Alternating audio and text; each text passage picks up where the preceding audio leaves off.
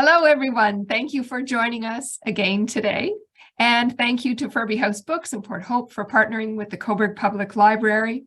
Their support allows us to bring authors to the screen. We encourage you to shop local and to visit your local public library. Ashley Pimenter, our host extraordinaire, joins us again today. Ashley's hosted countless author interviews for us, and we're grateful for her enthusiasm, lively discussions, and infectious love of books.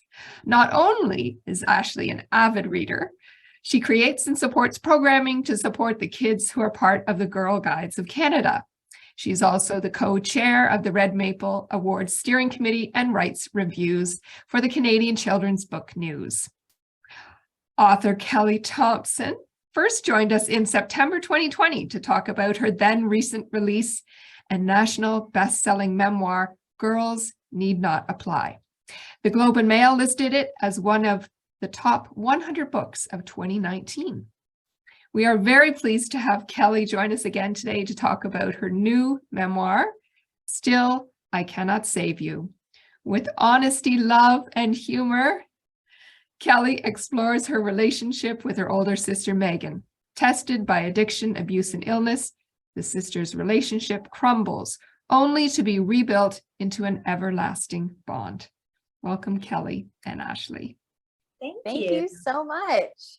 Hi, everybody. Welcome. I'm so glad to be back and to be here with Kelly to talk about Still, I Cannot Save You. Before I'm going to gush for a moment, because as our audience knows, I am a literary fangirl, and your book just gripped me from start to finish. I sobbed. I felt as if I knew you all and that I've been part of your family from the get-go. And I just absolutely loved your book, and I cannot recommend enough. Although readers, you'll notice I don't have it currently available because it's not coming out until February. So you'll see it before I physically see a copy of it as well. So welcome, Kelly. I'm so excited to talk to you about this and to dig into your experiences, there we go, there's the word, as a memoirist, and how this book compared to your other experiences with Girls Need Not Apply. And so actually, I'm going to jump in and just ask you, how was the writing experience different for you with Still I Cannot Save You as compared to Girls Need Not Apply? You know, with Girls Need Not Apply, as a nonfiction writer, I take a lot of notes in my life, but Girls Need Not Apply, I didn't intend to be nonfiction. I had been working on a book about women in the military for a long time, but from a fictional perspective. I wasn't planning to write about my own life because it didn't feel very sexy in military terms. I didn't do anything super exciting. And then I realized, I kind of always say, I realized that so much of a woman's battle in the military was at home, in their units. So I didn't have, in the case of this book, I was writing it while my sister was actively dying. And mostly because she was like, I want you to write a book about us. And so I would tell her, look, I'm writing about us right now. And I'd read her little snippets. And I was taking really active notes throughout, because I also know grief and pain and trauma do really tricky things to our brains. And I thought, I will forget a lot of this. And so Girls Need Not Apply, I was writing years after I had been in the military. Still I Cannot Save You, I was writing while it was happening. And then in the immediate aftermath. And so it's a really raw book in terms of experience. I also think that's what makes it really beautiful too. I just got goosebumps as you described that. So readers, you are going to have an experience that I did not have, which is that I had assumed that you were writing Girls Need Not Apply when you were talking to your sister about the book you were writing. I had just jumped to that assumption that that's what you were writing. I hadn't realized that you were working through this as you're talking about it. So first off, that makes so much more sense why your memory was so vivid about what was happening. And I partly was, because I had my book contract for my first book, and the book was going to release in the year after Megan died, and we knew she wouldn't see it. And so I was working on the edits, but I had already written the book. Whereas this one I was writing, in the active times, which is a miracle because I'm not sure I was sleeping. According to your book, you were not. I was not. There was a lot of no sleeping. Yeah. Which is really understandable. And that makes so much more sense about capturing it in the moment. So often, like you hear authors who like revisited things and they kept journals and they like went back and looked at like their previous iterations of it. And it's so interesting to actually have read something while you were living it. Yeah. And you're right. Your book is so visceral in just like the most beautiful way. Although it's so funny because I cannot figure out who to recommend your book to, because I'm like, if I don't have a sister. So like, I can be like, I don't have a sister. I don't understand this relationship. Actually, I reached out to a girlfriend and she's like, you know what? Sisters are hard and awesome. And I was like, this book is for people who think sisters are hard and awesome. So, and for people who don't have a sister and want to be like, oh, I'm kind of glad I don't have a sister. They seem hard and awesome. But so some sisters are made, right? Not born. Yeah, exactly. And I think like my military history has really taught me that, you know, we moved so often, and Megan, because she had been an addict for many years, my sister, was quite absent from my life. So for that reason, you really find the people who are your family sometimes outside of your family. Yeah, which is a beautiful message that also comes through as you're talking about some of the friends who really supported you. And one of the things I want to think about a little bit, because you said you were writing it as you were experiencing it and like in the aftermath.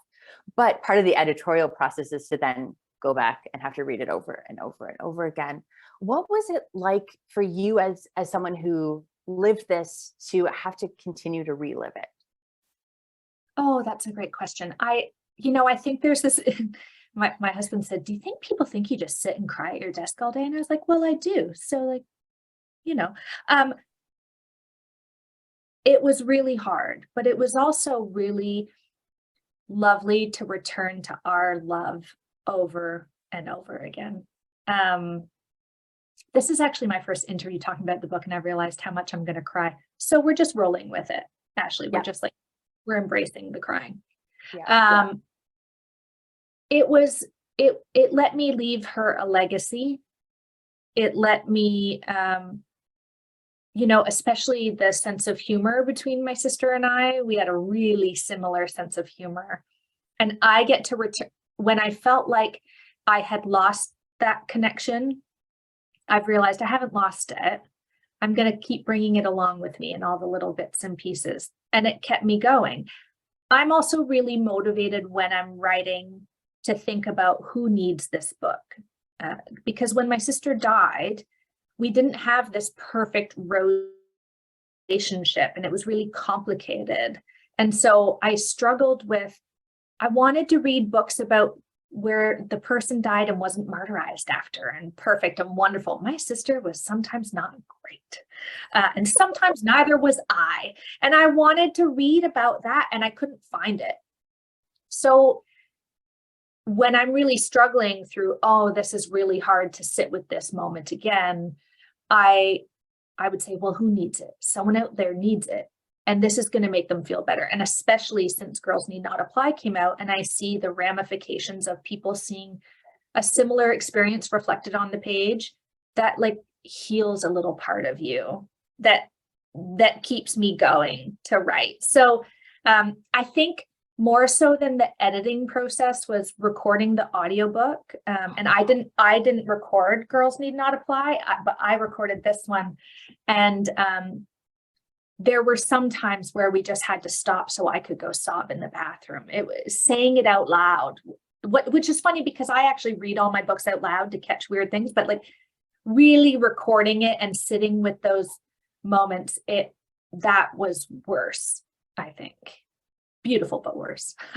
Oh, I never even thought about that piece of you having to be the narrator for this book as well, because my guts just like turned for you, being like, oh, that's a big feelings to have to hold. I'm worried I'm going off topic for you, but no, not at all. There's no topic. We just get to talk about your book.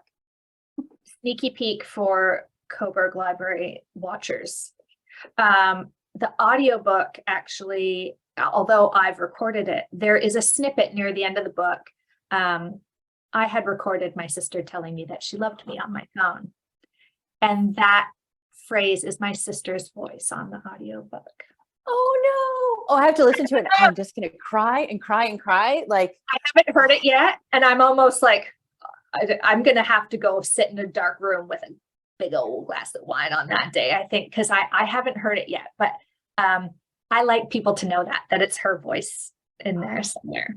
Oh, yeah. That's so good. Oh, that's just like, as you and our audience can see, your book deeply like sat in my soul. And like, I really like, again, as I said, like, although I don't have like an actual sister, I do have chosen sisters in my life who like just imagining this process was actually the first time I ever had a picture of what it could look like and what this could look like. So thank you for putting that on paper, as hard as it was. And readers, I highly recommend to read it when you are not in the grief process so that you are prepared for the grief process, because it gave me insight that I never would have expected.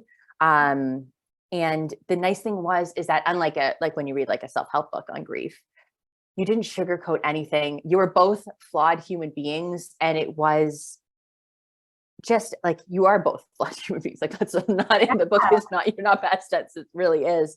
And it's so wonderful that you put that out into the world, and just like, thank you from one reader. And hopefully all these readers are being like, yes, thank you. They're screaming at their screens right now. We'll just imagine it. I highly recommend, we'll just pause for a second, scream at your screen. Yeah. They're all saying thank you. They appreciate it. Thank you. You know, it's funny, at the time when I was writing it, I was also doing a PhD in creative nonfiction. Right. And the area I wanted to study was how do we write memoirs about grief? And in particular, what you're pointing at is something that was really important to me, which was that this book sits with the really hard moments. And I don't dance around it. And I linger there. Partly because I thought there was beauty there, but partly because while I could read a lot online about the actual aspects of someone dying and try to use that to inoculate myself to what it might be like, I wanted to feel it. I wanted to feel what that might be like you said, to almost prepare myself, but also just to be aware of this one experience we all share. We're all going to lose someone we love, and we're all going to kick it at some point. And I thought, what drop of beauty can I squeeze from that? Because most people would think that's not a moment you want to sit with. My parents are definitely those people like, why would you write about this and want to sit with this? Because returning to one another can be lovely, because being with someone in their final moments is a real gift. And what a gift to carry my sister over to that other side. I just want to Ashley, I know I'm breaking this. I'm so sorry. I'm so sorry. I didn't prepare enough Kleenex for this interview. No, I didn't. I have not ever had feelings in an interview before. And actually I'm sorry. It's so funny because I wrote such benign questions too. I was like, don't make her upset. Like, let's just go. And then I'm just going off book. And I was like, Ashley, you were careful on these questions.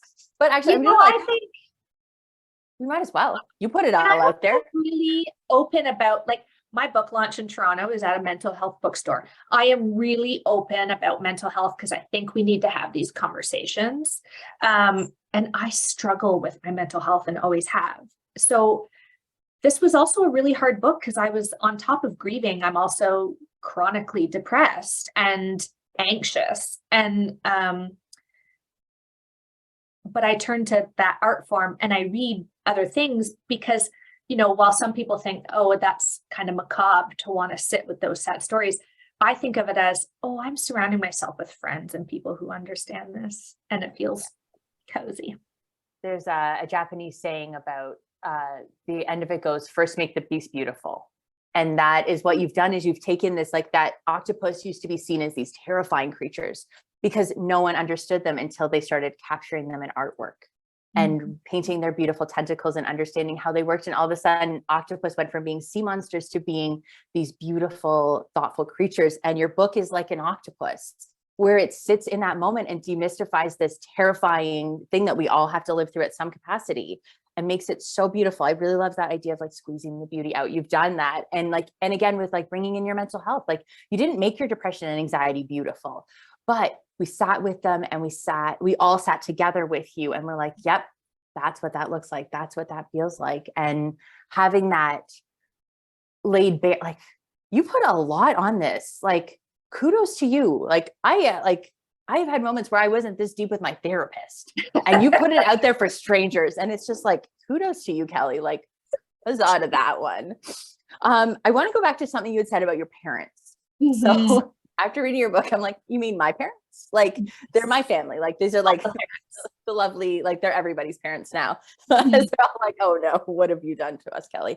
And I was actually like, as I was like writing this, I was like, oh, I should ask how they're doing. And I was like, wait, I don't actually know them. I don't know these people. I just feel like I do because of how you've written them. So I'm curious a little bit about, like, you had said, like, their reaction is like, why are you sitting in this? But what's their reaction been to the final product and how this has helped you?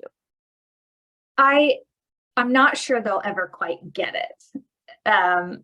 In terms of, I'm not sure my parents are very, like, keep your things to yourself. You don't, if I'm wearing a scarf and someone says, oh, I love your scarf, I'll be like, thanks, got it on sale. It was only $3. And it, whereas my mom was like, just let them think it was a nice scarf. It's funny that I've come from my sister and I used to joke, like, where did we come from? In that they are very chronically private, whereas I have made a living out of oversharing. But it's because I see what comes from it. And so my parents aren't on the receiving end of the loving emails that I get, from my work, instructing in university now and seeing other people feel soothed by a story. They don't see that part. And how could they? Their daughter died, my parents are just really mired in grief. And I'm actually hoping they won't read it. I think living it the first time was hard enough. I think they might both take the audio version and kind of like be able to stop and just walk away when it gets a little much. But I'm hoping they won't read it. We do joke, my editor and I, that my dad, we should have hired him, because my dad will flog my book to anyone who walks by his house. He stole the poster from the Girls Need Not Apply launch, stole it, and had it like mounted and put up in his garage. And then he goes to like his biker friends and he's talking about it. So we should have hired him. And he will come to every launch that is local to him. But I do hope they don't read it. I think it's just a little much. Yeah, of course. Although I will say that if your parents are watching this, you presented them in a lovely human light and they seem like wonderful people. So you have done them justice as parents. So they can just listen to this and be like, oh, she did a good job. It's all good. Ashley thinks it was great. I'm pretty lucky in that I'm pretty lucky in the parent department. And I think we all share this horrible sense of humor together as a way to cope. Now, given my sister and I were way funnier, but I carry the torch in her name when I go home. So it just, what do? We keep moving on, trucking on, I suppose. Yeah. Sorry, now my dog has joined me to come scratch himself on the couch. I'll share you. Oh no, I have the wrong camera going. My sweet Hamlet. Oh, hi, buddy. So for those who have read your book, we've been introduced to pot roast. And so this is the same kind of dog as pot roast, but regrettably pot roast is no longer with us. So we're all going to have to grieve ourselves. But that wonderful creature, like, I'm so glad that you were able to also capture him in capture is the wrong word, highlight him and the healing that animals bring us during these periods as well. They're everything. Oh my God, now he's literally rearranging cushions back there. Pam. Yeah, it's okay. It's because he heard us getting serious and having feelings. He's like, this is what dogs do. We're going to lighten the mood a bit. It's funny because he comes every time I start crying. So heard me cry and then had to come rush. Do you want me to? Yeah. Okay, we've had cats crash before. This is the first time we've had a dog crash interview. This is perfect. Welcome to my life, folks. Yeah. Hi, buddy. Do you want me to pause? Hamlet, I'll make the inspiration. What's funny is he just knocked over the book poster. Like, I'm just sorry. Yeah, stop being a turd. Yeah, we rescued Hamlet, and my sister used to tell me that having a bull terrier was like having 3 toddlers in a fursuit. It's pretty accurate. I'm just saying. Oh, look, there we go. Side by side. Yeah, but Pot Roast was a special beast. Yeah. Who was, bless him, not gentle, but with Megan. I don't know. Yeah, Actually, it's not in the book, but she asked to see him in the hospice right before she died. And my dad was quite nervous because he wasn't a gentle dog. Not just, he didn't mean to, he was just gigantic. And she couldn't really lift her arm at that point. And he put his little chest up on the bed and nuzzled his head underneath her, and they fell asleep. They have something special, don't they? Dogs are something special. Oh, they are. Oh, that just like, that hit a spot I didn't expect it to. Okay, we're going to talk about something. Oh, then I won't go with that further. No, we need to go to funny note. I'm going to cry, and I realize it's not waterproof mascara. Funny, I got lots of those too. Ooh, yes. I'm sorry. Okay, so there's this fabulous moment in your book, and this is not a spoiler, which is really helpful because I guess in a memoir you can't really spoil because we all know, like, you know the jig is up.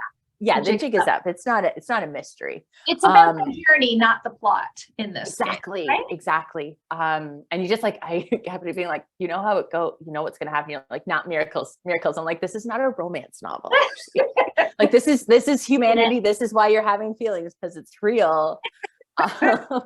And one of my favorite moments in your book was this, like, it's like a paragraph in one of your chapters is where Megan comes and audits one of your classes, and she comes and she is just like living for you at the front of the room. And I'm just like, yes. I could feel all of her love towards you in this moment. And it was just so wonderful because, like, you're describing the class as like barely staying awake, but like Megan's like on the edge of her seat. Yeah. And it's just like, it painted such a picture in that moment. And I felt like it really just captured, like, also that there is still joy in death and getting to that in the end process, and things are bad, but they're still good. Yes. And still had this. And like, let's like switch hats just a little bit. One of the things that I like to ask authors in these interviews is that I know that there are a lot of aspiring authors listening in, and Port Hope and Cobourg and Northumberland County have a wonderful local author population who just like put their souls on the page. And Furby has a section, if you're looking, by the cash, all local authors. Just gonna plug Furby for a second. And so I'm actually curious, like, what advice as an educator and as a memoirist, what advice would you give people about your experience writing these books, and also as an educator who has to read other people's memoirs who are not quite at that level yet? I always say tenacity. You know, there's an audience for everything. Like, and it depends on what your goals are. Do you want to be published, or do you want to write something that's entertaining for people you love that you bind and share with them?